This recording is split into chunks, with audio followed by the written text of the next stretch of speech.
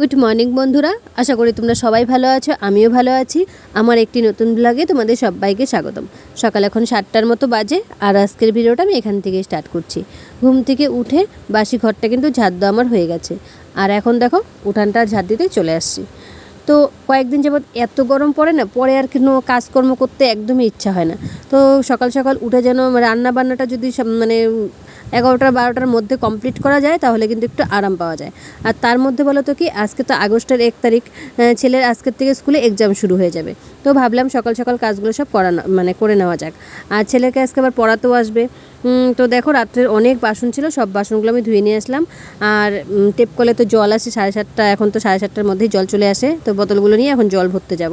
আর অনেক না রান্নাঘরে কৌটি আছে, সেগুলো না দেখো ধুয়ে আমি মেলে দিচ্ছি। আর আমাদের বাঙালির তো জানোই, কৌটি বলতে হরলিক্সের কৌটাতে নুন রাখি, তারপরে এটা সেটা কৌটাতেই কিন্তু আমরা সব কিছু রাখি। সেরকম কিন্তু কৌটাকাটি আমাদের কেনা হয় না।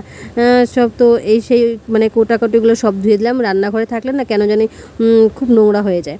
তারপর দেখো স্নান টান করে চলে আসলাম, কয়েকটা জামা কাপড় ছিল সেগুলো ধুয়ে দিলাম।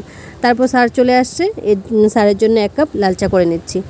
তো স্যারকে বেশিরভাগটাই দিন লাল চাই দেই, তোমরা তো দেখতেই পারো।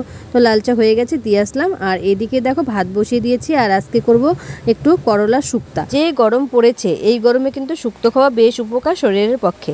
তো দেখো শুক্তো আমার হয়ে গেছে, আর দুপুরে রান্না করব ডিম, সেটাই সেদ্ধ বসিয়ে দিলাম। তো শুক্তো দিয়ে দেখো বাবা ছেলে দুজনেই খেতে বসে পড়েছে।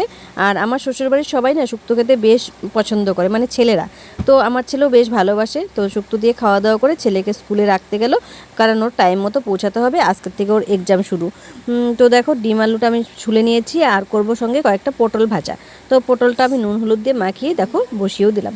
তো পটলটা হয়ে যাওয়ার পর আমি আলুটাকে ভালো করে একটু ভাজা ভাজা করে নিলাম মশলা দিয়ে, তারপর দেখো ঝোল দিয়ে দিলাম। তো ঝোলটাও কিন্তু আমার ফুটে আসছে। আর এদিকে দেখো কিছুক্ষণ আগে বেশ সুন্দর হাওয়া বইছিল বাইরে, আর এখন শুরু হয়ে গেল বৃষ্টি। তো যে গরম পড়েছিল, একটু বৃষ্টি হয়ে কিন্তু আরামই হলো। কিন্তু বৃষ্টিটা কিছুক্ষণ থাকতে হবে। বৃষ্টিটা যদি এখনই আবার কমে যায়, তাহলে কিন্তু গরমটা যাবে না সঙ্গে। আর হাওয়া হয়েছিল না, আর দেখো গাছের পাতা পড়ে উঠোন ভর্তি হয়ে গেছে। তো যাই হোক, বাসন টাসন কিছু আমি এখন আর ধুবো না, যেহেতু বৃষ্টি পড়ছে। বৃষ্টি কমলে সব আমি পরে ধুয়ে নেব। আর ছেলেকে আনা তো টাইম হয়ে গেছে, তো এখন আবার রোদ্রু উঠে গেছে। তো ছাতাটা নিয়ে ছেলেকে এখন আনতে যাচ্ছি। তো আজকের ভিডিওটা এই পর্যন্ত, দেখা হবে পরের কোনো ভিডিওতে। তোমরা সবাই ভালো থেকো, সুস্থ থেকো, টাটা।